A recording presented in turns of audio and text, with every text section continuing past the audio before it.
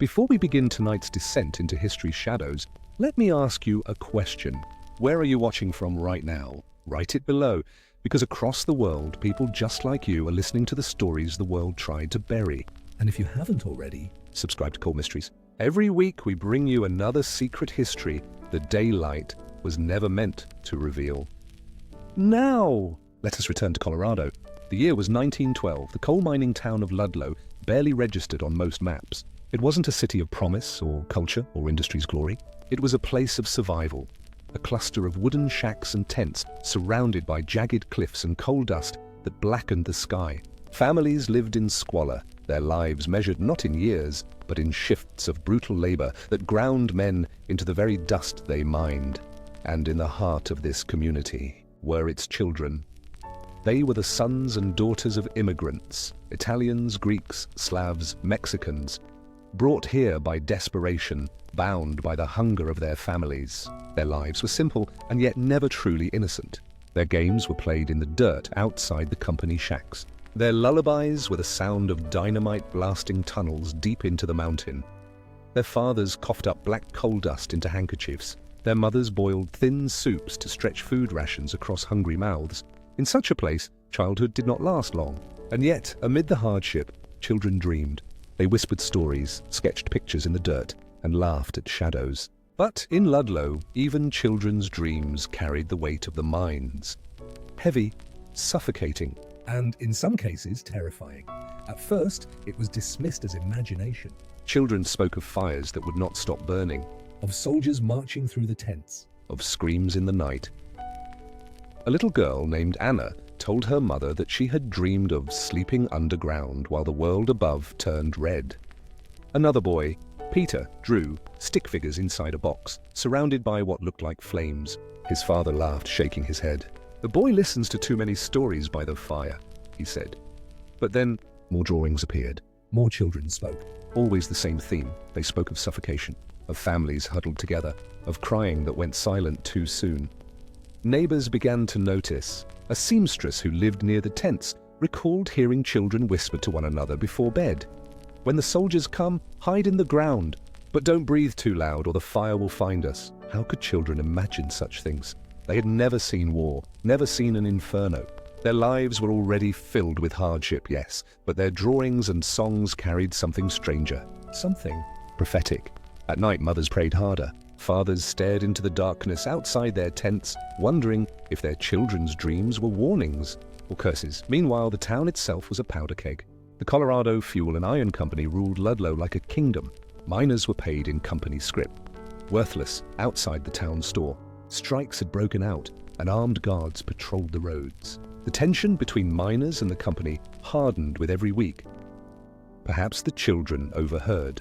Perhaps their dreams were shaped by the whispers of their parents, the shouts of angry men at union meetings. And yet, something about their words carried too much detail, too much accuracy to be dismissed as childish echoes. One boy, barely 9 years old, scrawled in charcoal across a tent wall, "April fire. Soldiers buried." His father beat him for defacing property. But the words stayed long after the boy's bruises healed, and so did the unease. In the forgotten mining town of Ludlow, innocence was already scarce, but what little remained was beginning to fracture. The children laughed by day, yes. They played stickball with rocks, chased one another through the dust. But at night, their voices carried into the tents, dreams of fire, screams underground. A prophecy none wanted to hear, and the question remains. Were these just frightened echoes of a violent world? Or were the children of Ludlow truly seeing the future of their own deaths? Children are said to be the purest of witnesses, unclouded by politics, untouched by greed, incapable of true malice. But in Ludlow, Colorado in 1912, the children began to tell stories that no innocent mind should ever conceive. They lived in tents and shacks, yes, but they found ways to laugh. Boys carved whistles from scraps of tin. Girls braided dolls out of rags and straw. Their laughter drifted above the black dust, brightening the gloom of the mining camp. And yet, behind their laughter, something darker brewed. One mother, sorting laundry in the dirt yard, found her daughter's slateboard covered in drawings. They were not flowers or stars or the smiling faces one might expect. They were tents, surrounded by jagged lines of flame. Stick figures lay flat on the ground, their mouths open in silent screams. "Lucia," the mother scolded. Why would you draw such things? The girl, only 7 years old, shrugged. Her answer was simple. Because that's what I see when I close my eyes. Another boy, Peter, carried a pocket full of chalk.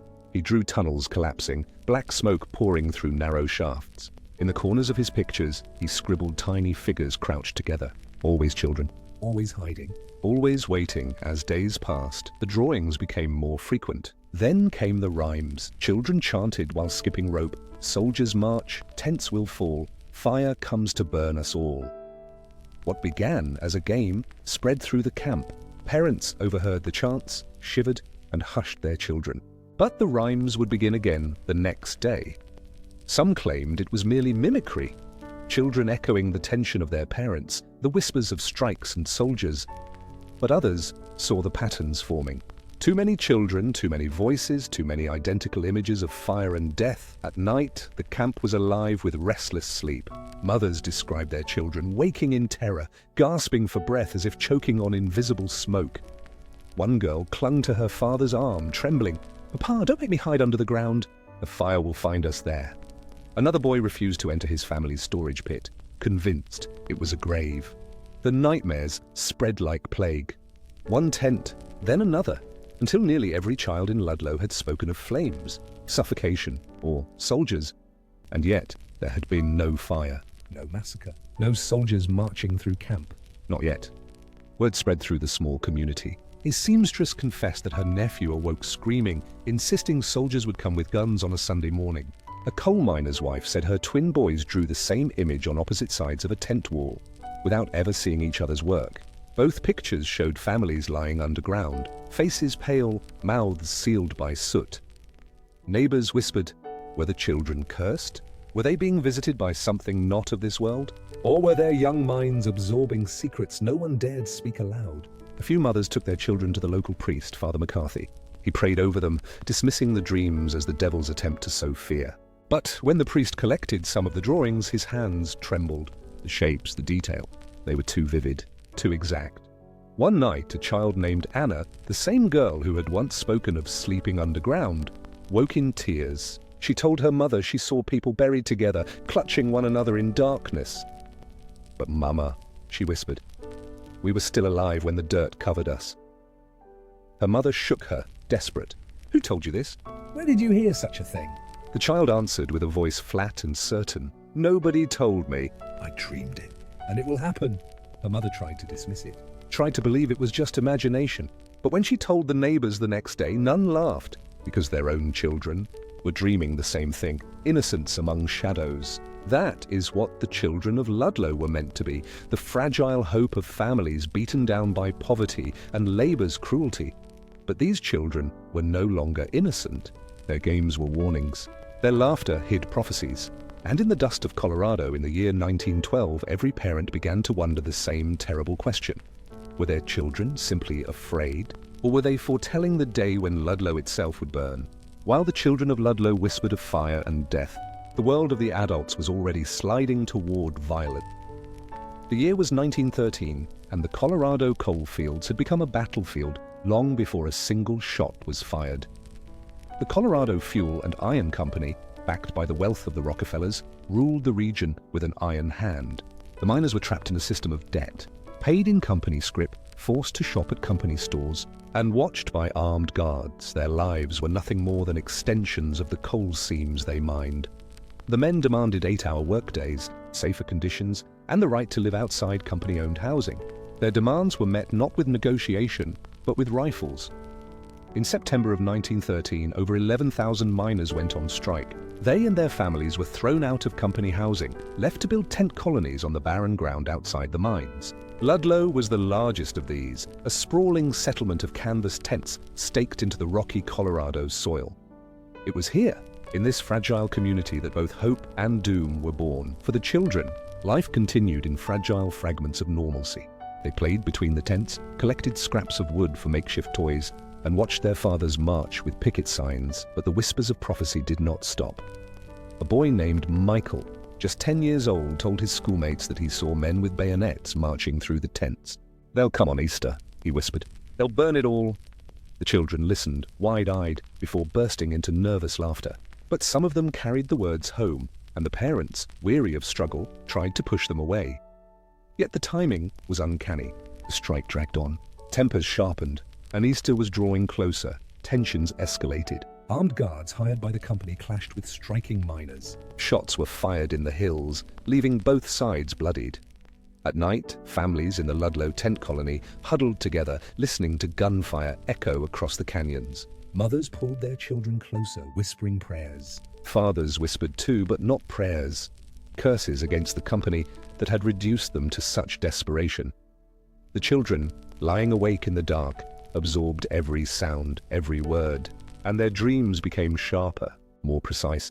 One miner recalled his daughter waking in tears, insisting that the soldiers would come when the tents were white with spring dust, and the church bells rang for Easter.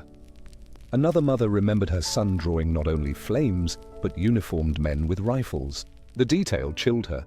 The bayonets, the insignia on their caps, things the boy had never seen up close. Father McCarthy, the local priest, began keeping a notebook. In it, he recorded the children's dreams as their parents described them. Entry after entry told the same story: fire, smoke, soldiers, and death underground. It was no longer one child's nightmare. It was a chorus. Some parents dismissed it. They said the children had overheard too much talk of strikes, soldiers, and gunfire. They said it was fear, nothing more, but others were shaken. Too many drawings. Too many chants. Too many identical details. A miner's wife said it best: "Our children don't dream of toys or heaven. They dream of graves, and I fear those dreams will find them." Her words spread quietly through the camp, but no one could stop what was coming. The strike hardened. The company hired more guards. The miners armed themselves in return. The Colorado National Guard was called in to keep peace, but the soldiers marched with rifles, their presence only heightening fear. And still the children whispered of Easter. Of fire, of burial. The adults told themselves it was only imagination. But in their hearts they felt the truth pressing closer. The ground beneath Ludlow was trembling. The storm was coming, and the children, the innocent ones, seemed to know its shape before it arrived. In Ludlow, the adults prepared for war, but the children, they were preparing for death, and when Easter finally came, their nightmares would not remain dreams. They would become history. By the spring of 1914, the children of Ludlow were no longer simply dreaming. Their whispers had grown sharper, the drawings more vivid. Their games had become rehearsals for a tragedy no one wanted to name. And the adults who once laughed uneasily at these nightmares began to listen in silence. Father McCarthy, the parish priest, had grown deeply unsettled. At first, he told parents not to encourage superstition, but after weeks of hearing the same stories repeated, he began writing them down in a small, leather-bound notebook. His neat handwriting recorded the dreams of children. Lucia, age 7, sees tents burning, hears women screaming underground. Peter, age 9, soldiers with bayonets march through camp. Easter morning. Anna, age 6, says she will hide under the ground. But fire still comes, page after page. Different children. The same visions. He confided to a fellow priest. "If I did not know better, I would call it prophecy. But I know only fear." One mother, Maria Alvarez, described her son waking in a sweat. He told her, "We will be together, Mama, all of us, but under the ground. You'll be there, and so will Anna, and so will Lucia, and then it will be hot." Maria tried to soothe him, but the boy refused to return to sleep. He sat staring at the tent wall, muttering, "It will be hot." Too hot to breathe. When Maria shared this with her neighbors, none laughed. They only crossed themselves, because their children too had spoken of fire. The small school in Ludlow became another witness. Miss Clara Thompson, a teacher barely 20 years old, noticed her pupils were restless. During one lesson, she asked the children to draw Easter. Some sketched eggs, rabbits, and churches, but half the class drew flames, soldiers, graves. Shaken, Clara collected the drawings and showed them to Father McCarthy. Her voice trembled. "How do they know these things?" They're only children. The priest had no answer. The children's games grew darker. At dusk, they gathered near the edges of the colony, skipping rope and chanting, "When bells ring, the fire comes. Hide below, it fills our lungs." Parents scolded them, but the words spread like wildfire. The chant echoed across the camp until it became part of the air itself. A rhyme no one wanted to hear, but no one could silence. One night, a miner awoke to find his daughter missing from her cot. Panic seized him. He rushed outside, finding her barefoot in the cold, standing at the edge of the colony's main pit. Her eyes were half closed. Her lips whispered, "Here, this is where we'll hide. This is where we'll wait." But the fire will still find us." Her father dragged her inside, furious and frightened. But when he told the story the next day, whispers spread like wind. The very pits the families had dug for shelter were the same pits the children described in their dreams. Not every adult believed. Some laughed nervously, insisting children were only reflecting the violence they overheard. Others hardened their hearts. There was no room for prophecy when survival demanded every ounce of strength. And yet, late at night, when gunfire cracked in the hills and the wind carried smoke from distant clashes, even the most skeptical parents felt the hair on their arms rise. Because too many children too often said the same thing: it will happen on Easter. In early April, just days before the massacre, Father McCarthy recorded his most chilling entry. Joseph, age 10, says soldiers will burn the tents, says children will cry underground, says the fire will find them even there. The priest closed his notebook and could not sleep. And the very next Sunday, as bells rang for Easter, the children of Ludlow woke not from dreams, but into the nightmare they had foretold. The voices of children are often dismissed as nonsense. But in Ludlow, their voices carried the weight of prophecy. Their mothers wept, their fathers prayed, but nothing stopped the visions. And when Easter morning arrived, the fire came. The question is, did the children foresee it or summon it? By April of 1914, Ludlow was no longer just a strike camp. It was a powder keg. Canvas tents flapped in the wind, filled with hungry families clinging to survival. Rifles leaned in the corners of tents. Men whispered of vengeance. Women prayed for safety. And the children. The children still spoke of flames and suffocation as if they could already hear history approaching. The Colorado National Guard was sent to Ludlow under the pretense of peacekeeping.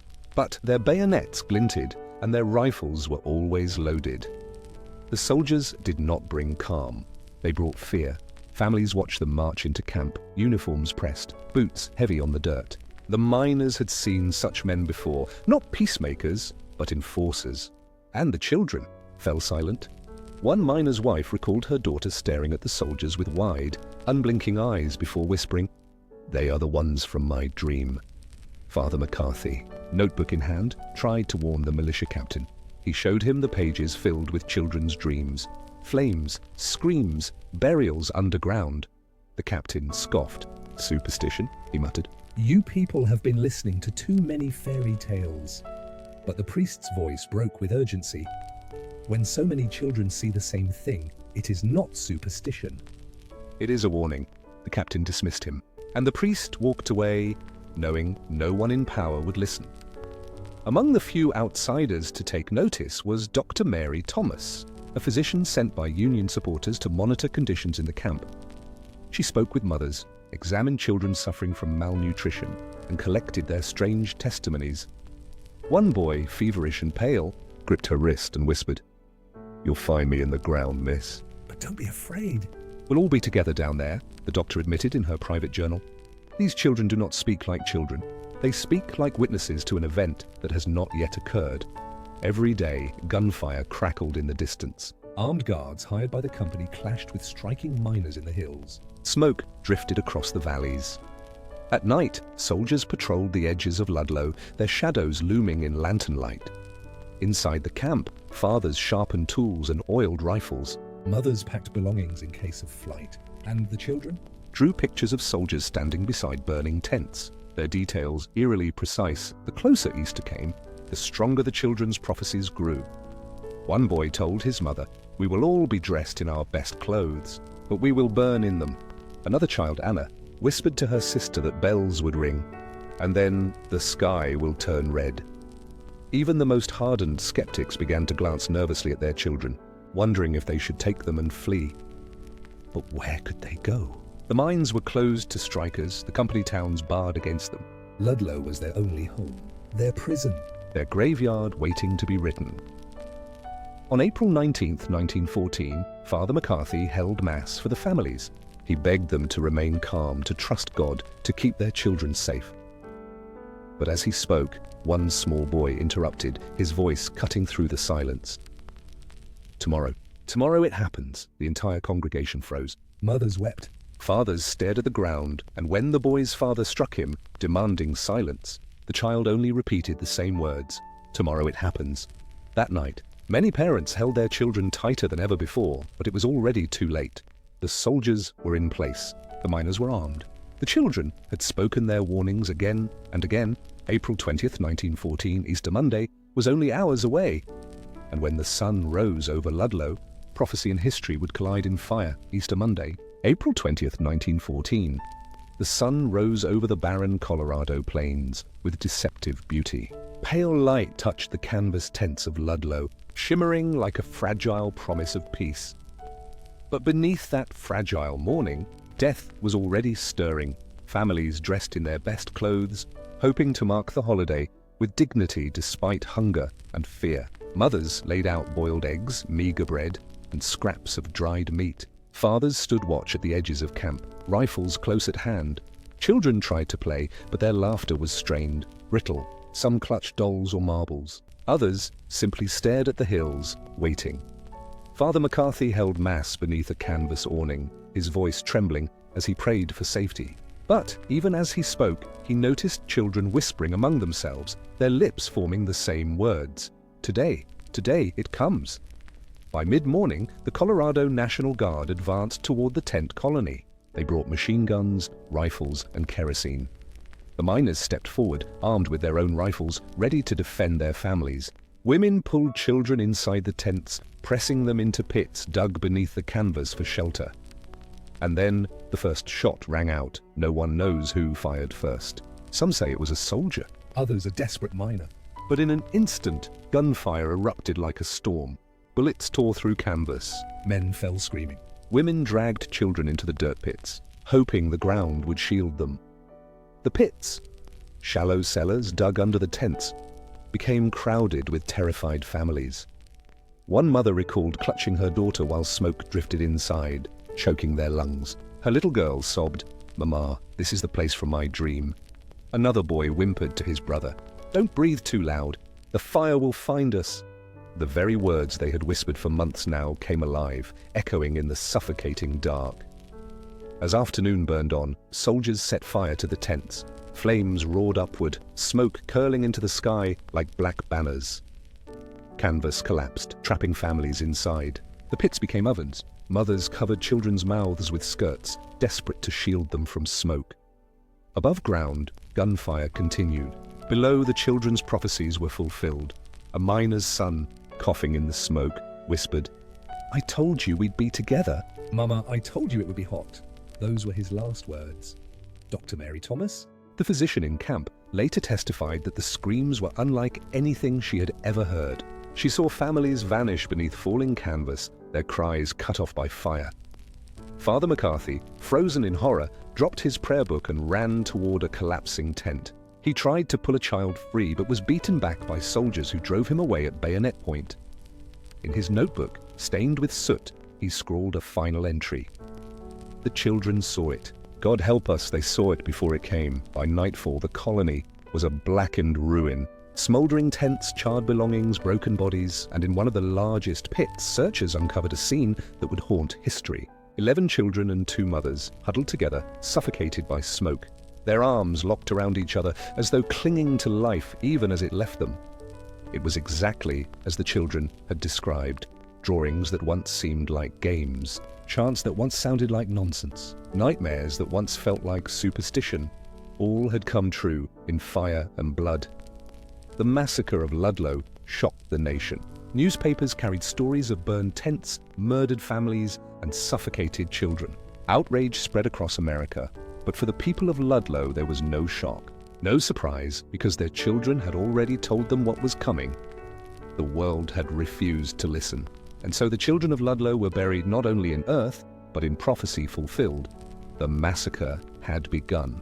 The ground was soaked with blood and ash. Families lay together in silence, and yet, even in death, the voices of Ludlow's children whispered through the ruins. "We warned you, and were still." Their warnings were not finished.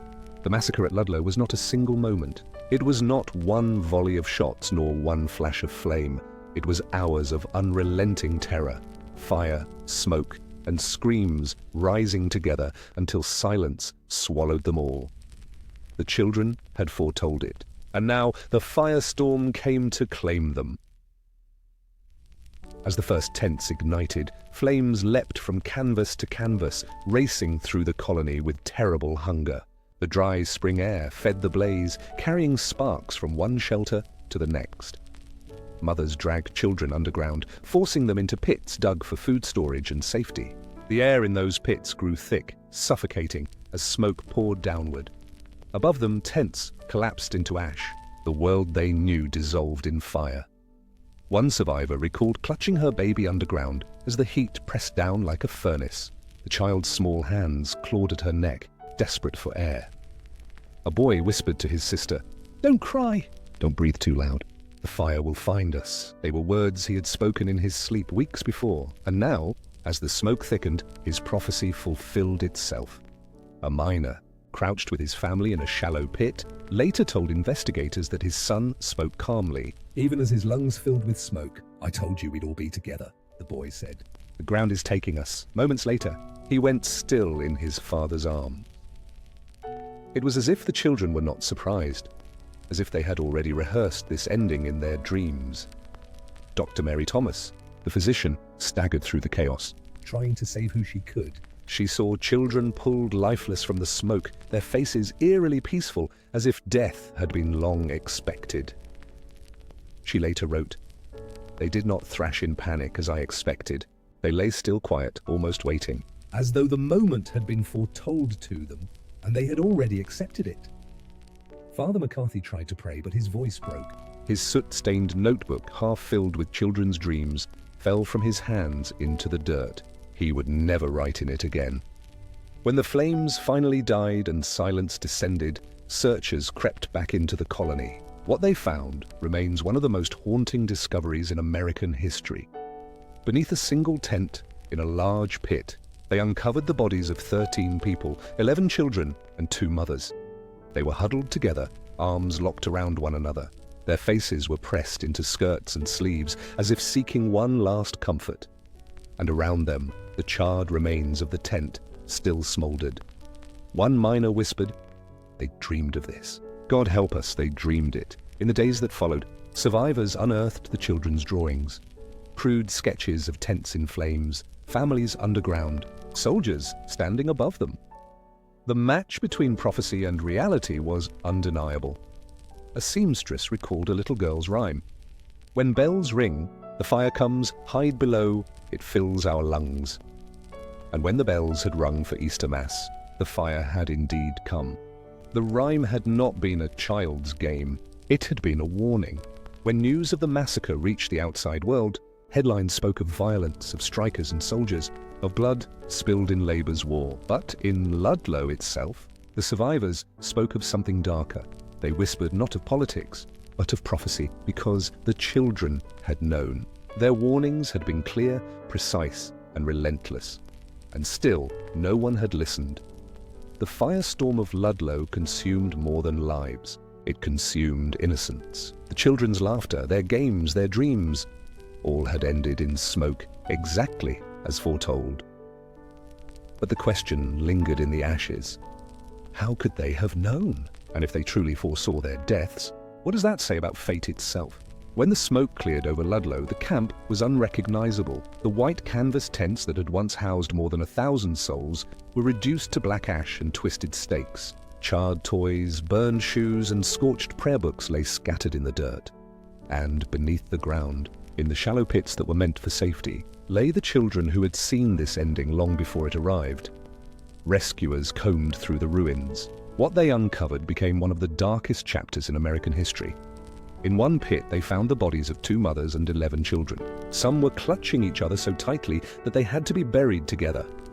Elsewhere, smaller pits revealed more victims. Infants suffocated in their mothers' arms. Young boys and girls pressed together, their faces streaked with soot. The miners who dug them out wept openly. Hardened men who had spent their lives in coal dust and danger collapsed to their knees. One of them whispered, "They told us. They told us this would happen. In the days that followed, survivors recounted the chilling prophecies once dismissed as childish fears. Mothers spoke of daughters who drew burning tents. Fathers admitted their sons had whispered of soldiers with rifles on Easter morning. One survivor told a reporter, "The children were not surprised. They screamed, yes, but they screamed as if they had been waiting for it, like they already knew." These words were buried deep in the reports, overshadowed by headlines about strikes, soldiers, and the Rockefellers' company. But in Ludlow, the whispers of prophecy lingered louder than politics. Father McCarthy, once eager to write every word in his notebook, stopped speaking of the children altogether. He refused interviews. He locked the soot-stained notebook away. Parishioners later said he seemed haunted, his sermons broken, his hands trembling whenever Easter bells rang. When pressed by another clergyman, McCarthy only muttered, "I prayed for them to be spared, but they already knew their fate. What can prayer do against prophecy?" Dr. Mary Thomas, however, did not remain silent. She gave testimony to union leaders, recounting the eerie calm of the children as they died. She wrote, "They did not fight as one expects in terror. They lay still. They clung to their mothers. They spoke words they had already spoken in dreams. It was as though death had visited them long before, and on April 20th, it simply returned to collect them." Her testimony, though overshadowed by outrage against the mine owners, quietly circulated in union pamphlets and reform journals. Some dismissed it as hysteria. Others believed every word. The massacre ignited fury across America. Strikes spread. Newspapers denounced the violence. Politicians argued over blame, but in Ludlow itself the survivors lived with a different truth. They remembered not only the gunfire and flames, but the warnings ignored. They remembered their children whispering of pits and fire. They remembered the drawings that now seemed like records of the future. Some families preserved those drawings, charcoal sketches of tents aflame, stick figures lying underground, soldiers looming above. One mother folded her daughter's slateboard into a chest and carried it with her for the rest of her life. When asked why, she said, "So I never forget that children see what we refuse to see." Others destroyed them, unable to live with the horror, burned them, buried them, tore them apart, as if erasing the images could erase the memory. But memory has a way of surviving, even in silence. In the nights after the massacre, survivors claim to hear voices in the ruins, the faint laughter of children, the sound of a skipping rope, the chant of a rhyme that had once been dismissed as nonsense. When bells ring, the fire comes. Hide below, it fills our lungs. Some said it was only wind. Others swore it was the children of Ludlow echoing their prophecy into eternity. The aftermath of Ludlow was measured in bodies and outrage. But for those who lived there, it was also measured in questions. How had the children known? Were their visions born of overheard whispers or of something darker?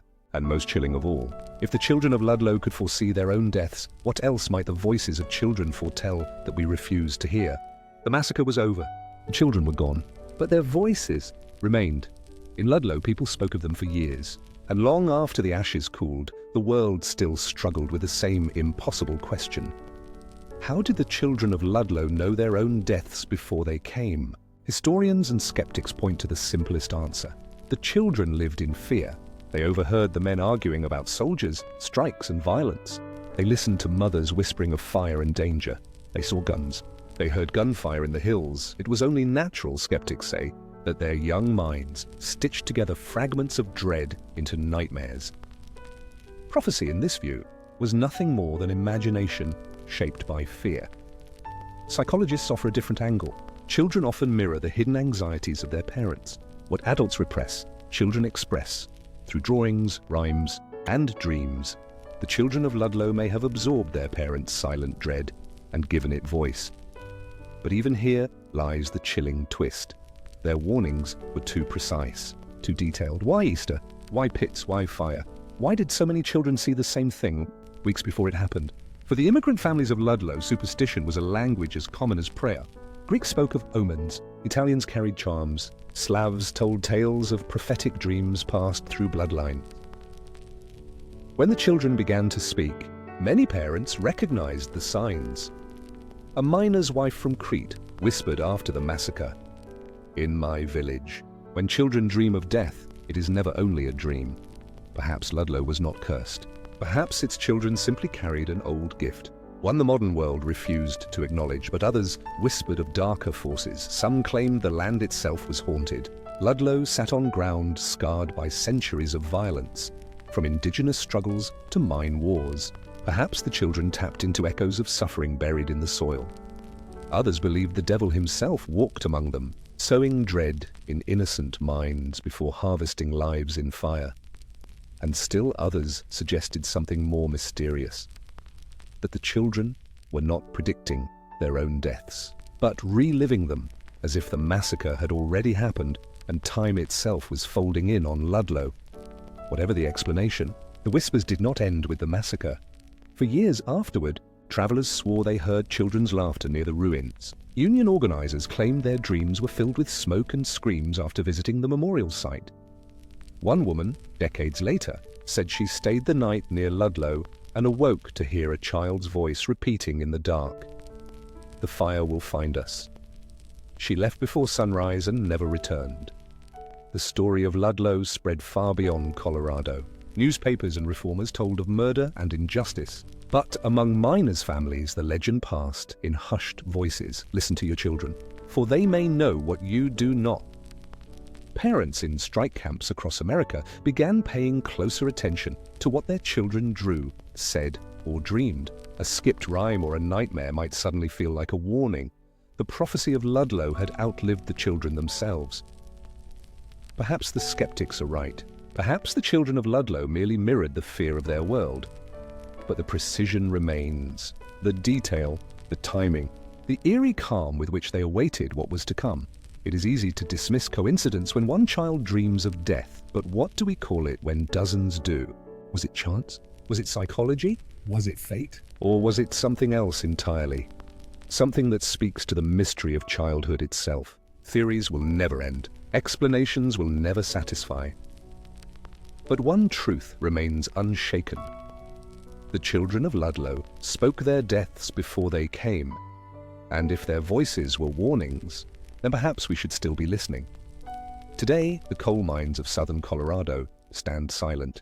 The company towns have long since rotted away. And Ludlow itself is gone, but if you travel there now, You will find a memorial, stone pillars, bronze plaques, a fenced-off space where once there were tents and laughter. Beneath the earth, the pits remain. silent dark. The same pits where families huddled together, waiting for safety, and found only death. In 1918, the United Mine Workers erected a monument to those killed in the Ludlow massacre. At its heart is a statue of a miner and his wife holding their child. It stands in the open plains, the wind sweeping dust across its base. Visitors leave flowers, toys, and drawings, a tribute not only to the families, but especially to the children.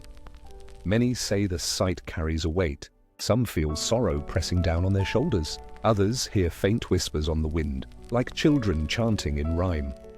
One visitor wrote in the guest book, "I came here to honor the dead, but I left feeling the children were still here, waiting to be heard." In the decades after the massacre, the children of Ludlow became more than victims.